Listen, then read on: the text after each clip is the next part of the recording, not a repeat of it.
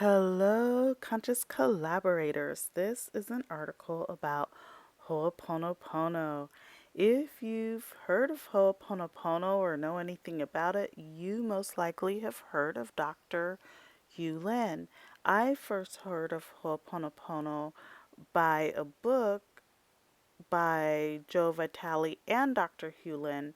Um, and in reading that book, I ended up taking classes. You don't need to do all that. Basically, you say four clearing phrases, and that removes the memory of old programming. I love you, thank you, I'm sorry, please forgive me. Those are the four words. Now, in my journeys of Ho'oponopono, I heard Dr. Hew Len say that everything comes from memory, and so we are reprogramming ourselves to get to a zero space, more or less. He said that. I could be paraphrasing, as I don't remember the exact words that he spoke, but he pretty much said what I just said. And so when this article was shared on a Telegram channel, I was baffled in a good way. As I was reading the article, I'm like, this sounds familiar. Why does this sound familiar? And then I had a light bulb moment. Dr. Hew Len would say, when we clear, we get to zero. And so this article pretty much proves what he said. This is by Shelly Fan. Shelly Fan is a neuroscientist and now she's a science writer. She completed her PhD in neuroscience at the University of British Columbia, where she developed treatments for neurodegeneration. While studying biological brains, she became fascinated with AI and all things biotech. And then, following graduation, she moved to UCSF to study blood based factors that rejuvenate age brains.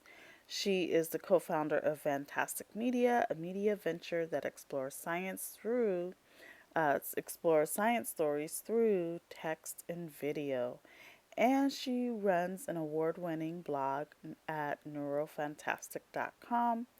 Her first book, Will AI Replace Us, was published a couple of years ago in 2019.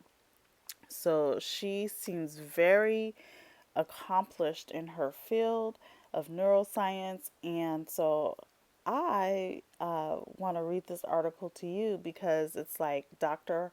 Hew Len said it, and the theories of science are now backing it up. Sitting on the marine Atlantic ferry, I'm watching the Newfoundland skyline disappear on the horizon as I type away. I see the rocking of the ocean waves, inhale its salty breeze, feel and hear the buzz of the ship's rumbling engine. I try to focus on writing this sentence, but my eyes hopefully scan the ocean for a rogue, splashing whale. According to a new paper in cognitive and behavioral neurologies, these sights, smells, and glances are mere memories, even as I feel that they're happening in real time. A team from Boston laid out a new theory of consciousness that inextricably ties it to memory. In a nutshell, at its core, consciousness evolved as a memory system. It helps us remember the events of our lives, the whens, wheres, whats, and whos, which in turn can help us creatively and flexibly recombine them to predict or imagine alternative possibilities. It gets more mind bending. Rather than perceiving the world in real time, we're actually experiencing a memory of that perception. That is, our unconscious minds filter and process the world under the hood and often make split second decisions. When we become aware of those perceptions and decisions, that is, once they've risen to the level of consciousness, we're actually experiencing memories of those unconscious decisions and actions, the authors explain. In other words, it's mainly the unconscious mind at the wheel. So, ho'oponopono, when we're saying, I love you, thank you, I'm sorry, please forgive me, we're erasing those unconscious memories so that we can make conscious choices from a clear space from the level of zero. Thanks to the massively parallel computing power in biological neural networks, or neural circuits, much of the brain's processing of our surroundings and internal feelings happens without our awareness. Consciousness, in turn, acts as a part of our memory to help tie events together into a coherent serial narrative that flows with time rather than snippets from a disjointed dream. Our theory is that consciousness developed as a memory system that is used by our unconscious brain to help us flexibly and creatively imagine the future and plan accordingly, said Dr. Andrew Budson. We don't perceive the world, make decisions, or perform actions directly. Instead, we do all these things unconsciously and then, about a half second later, consciously remember doing them. This is a mind trip. And I don't know where I heard this from. It might have been in one of the books by Dr. Hew Len and Joe Vitale, where there was an experiment.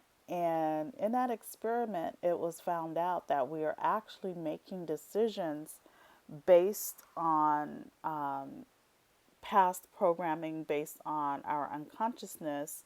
And then we think we're doing it consciously, but it's like we've already made the decision. If anyone knows what that's from or can clarify what I'm remembering, please write below in the comments. For now, the theory is just that, a theory, but viewing consciousness through the lens of a memory system could provide new clues to brain disorders such as stroke, epilepsy, dementia, and others that impair memory or consciousness. The theory also raises questions about animal AI and mini brain consciousness, helping neuroscientists further probe how the conscious and unconscious brain work together every second of our lives. How am I aware? Consciousness has tickled the brains of our greatest thinkers for thousands of years. Why did it develop? What is it good for? How did it emerge? And why is dampening urges like that second serving of incredibly crispy off the boat fish and chips so hard to resist? And what exactly is consciousness? It's a bit bewildering that we don't yet have a settled definition. Broadly speaking, consciousness is a personal experience of the world, including our own existence. Many conceived of back in the 1890s, this broad sketch of the concept leaves plenty of room for multiple theories. Two ideals rule in neuroscience, with global efforts to battle it out through carefully designed experiments. One is the global neural workspace theory, the GNWT, which posits that the brain integrates information from multiple sources into a single data sketch on a global workspace. This workspace, having knowledge of only items in our attention, forms a conscious experience. In contrast, the other mainstream theory, integrated information theory, IIT, takes a more connective view.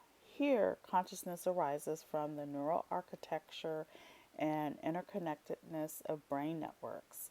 The physical and data processing properties of neural networks, particularly the rear regions of the brain by themselves, can generate consciousness. So it does go on and talk about more things.